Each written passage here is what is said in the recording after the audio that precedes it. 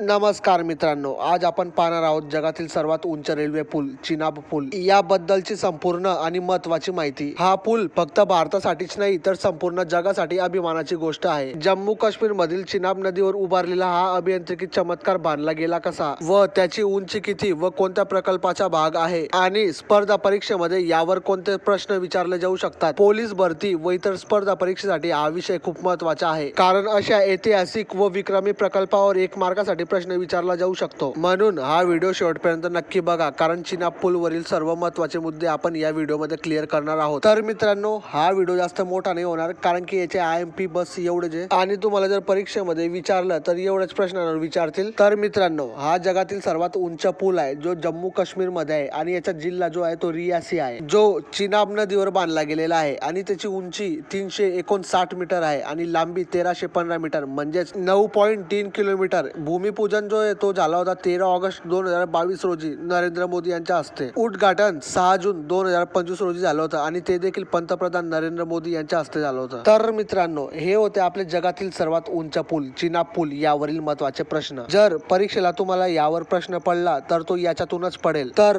तुम्ही हे पाठच करून ठेवा आणि चॅनलला सबस्क्राईब करून ठेवा। तर भेटूया दुसऱ्या व्हिडिओमध्ये, तोपर्यंत बाय।